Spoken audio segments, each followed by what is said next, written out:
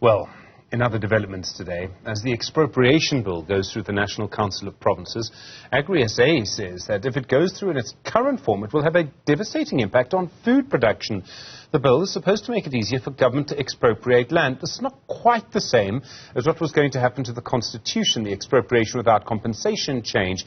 This is rather, as I understand it, an update to previous laws which have existed for many years around when and how government can expropriate privately owned land in the public good. Andrea Campher is from the Risk and Disaster Unit at Agri SA.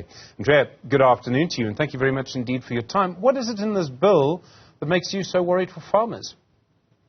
Good afternoon, and thank you for the opportunity. So the Expropriation Bill poses an existential threat to the South African economy and food security and property rights, as you have mentioned. And perhaps its most significant impact would be in what's concerning for us is food security, not advancing transformation, and the expropriation will undercut South Africa's economic growth and investability.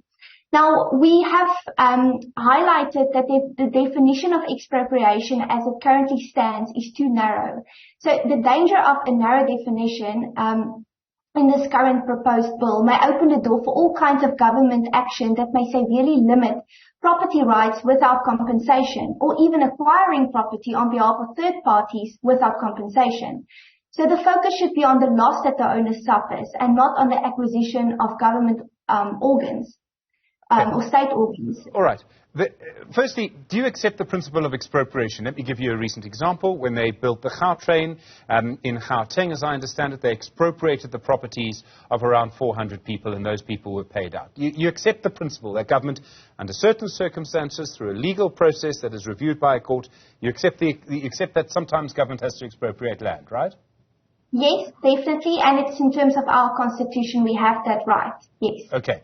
Now, compensation, in this case, there would be nil compensation under this bill as it was passed through the National Assembly, as I understand it, if the land was abandoned, if it was state land, or if the land had been held only for speculative purposes. Do you see it like that? Well, I think particularly we are concerned about, like I said, the definition, but also Section 12.2 and 12.3 and 12.4 of the bill that deals with compensation for expropriation. So the fundamental challenge with land reform is not necessarily a compensation to that extent, but rather also the administration of the process. So the new clause provides for expropriation, like we said, at nil compensation, but it may be regarded as just and equitable in certain circumstances. So as expropriation is a highly destructive process and it can often lead to consequential loss, it's difficult to envision how expropriation at nil compensation can be regarded as just and equitable for public interest. Okay. And I think we need more clarity around that. Sure, but I mean, that's what I've said. As I understand it, these very specific conditions, abandoned land, state land, or land only owned for speculative purposes. None of this is food-producing land, okay? I don't think anyone can say, I mean, I don't know if this is what you are saying, but the bill at the moment clearly is not aimed at going to a tomato farmer or a citrus farmer and saying, we're taking your land for any purpose. It's not saying that. It's saying only that there will be nil expropriation for these three quite tightly defined circumstances. Yes, but there is circumstances under redistribution of land that can also, the expropriation can fall underneath that as well, when there is further redistribution and labour tenants as well. So it can spill over to agricultural land per se as well. So it's all land in South Africa, all property land. It's not specifically agricultural land, but it hampers all land or property. As almost every government in the world has. I mean, you have it in the United States. In fact, I think in the United States, the basis for expropriation, there would be compensation in those cases, but the basis for expropriation is in the public interest. I mean, that's a very wide definition.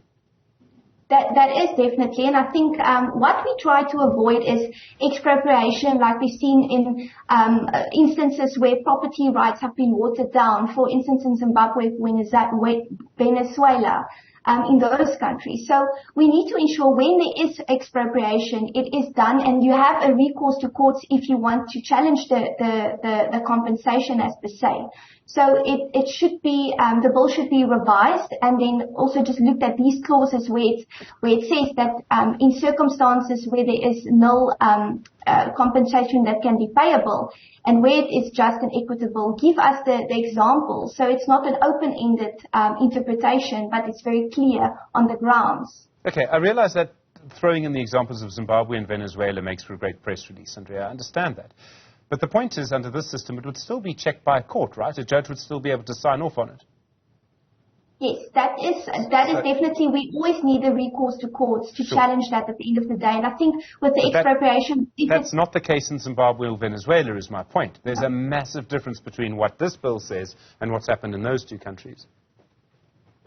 Yes, that is true, but I think at the end of the day, we need to ensure that property rights are not watered down, and then we have a recourse to court to challenge. So I think with the expropriation bill now proceeding through Parliament, and if it proceeds through the National Council of Provinces and it's extended by the President, when we get confronted with our first set of facts, I think then obviously we can approach the courts on that basis, or the landowner whose property is in question being compensated or not being compensated at nil rand value.